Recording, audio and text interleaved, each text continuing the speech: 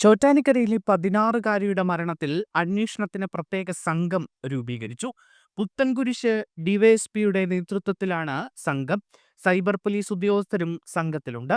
അന്വേഷണം ഇഴയുന്നു എന്ന വിമർശനമുയർന്ന സാഹചര്യത്തിലാണ് ഇപ്പോൾ നടപടി കടുപ്പിച്ചിരിക്കുന്നത്. പെൺകുട്ടിയുടെ ഫോൺ ഫോറൻസിക് പരിശോധനയ്ക്ക് വേണ്ടി തിരുവനന്തപുരത്തേക്ക് അയച്ചിരിക്കുകയാണ്. ഇൻസ്റ്റഗ്രാമിൽ പരിചയപ്പെട്ട കൊറിയൻ സുഹൃത്ത് മരിച്ചതിലുള്ള മനോവിഷമത്തിൽ ആത്മഹത്യ ചെയ്തു എന്നായിരുന്നു പെൺകുട്ടിയുടെ ആത്മഹത്യാക്കുറിപ്പ്. എന്നാൽ മറ്റെന്തോ ദുരൂഹത ഉണ്ട് എന്നാണ് കുട്ടി പഠിച്ച സ്കൂളിലെ അധ്യാപകർ ആരോപിക്കുന്നത്.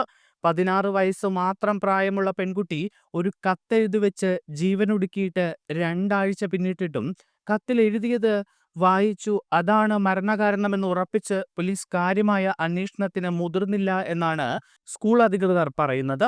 കത്തിൽ എഴുതിയതുപോലെ ഇൻസ്റ്റഗ്രാമിൽ പരിചയപ്പെട്ട കൊറിയൻ സുഹൃത്തിന്റെ മരണത്തിൽ മനംതൊന്നാണ് മരിച്ചത് എന്ന നിഗമനത്തിലാണ് അന്വേഷണം അവസാനിപ്പിച്ചത്.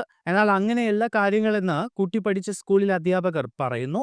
കുട്ടി ഫോളോ ചെയ്ത ഇൻസ്റ്റഗ്രാം അക്കൗണ്ടിൽ കൊറിയൻ ബന്ധം സൂചിപ്പിക്കുന്നതൊന്നുമില്ല. ആകെ 16 ഫോളോവേഴ്സ് മാത്രമാണ് ഉള്ളത്. കുട്ടിയുടെ മരണത്തിന് പിന്നാലെ അത് വീണ്ടും കുറഞ്ഞു. ഇതിനെല്ലാം പുറമെ കൊറിയൻ സുഹൃത്തിൻ്റെത് എന്ന് പറഞ്ഞ് കുട്ടിക്ക് ലഭിച്ച സമ്മാനം നാട്ടിൽ കിട്ടുന്ന കുറഞ്ഞ വിലയുടെ വാച്ചായിരുന്നു. ഇതിലൊന്നും പോലീസ് കാര്യമായി അന്വേഷിച്ചില്ല എന്നാണ് ഉയരുന്ന ആരോപണം. കുട്ടിയുടെ മരണം കൊറിയൻ സുഹൃത്ത് കാരണമല്ല എന്ന് പറയുമ്പോഴും സ്കൂളിലെ പെൺകുട്ടികൾക്കിടയിൽ ബാധിച്ച കൊറിയൻ ഭ്രമത്തിൽ ആശങ്കയുണ്ട് എന്നും അധ്യാപകർ പറയുകയാണ്. കുട്ടികൾക്ക് ആവശ്യമായ ബോധവൽക്കരണം നൽകണമെന്നും ഇതിന് പോലീസ് ഉൾപ്പെടെ സർക്കാർ സംവിധാനങ്ങൾ ഉണർന്ന് പ്രവർത്തിക്കണമെന്നും ചൂണ്ടിക്കാണിക്കുകയാണ് അധ്യാപകർ.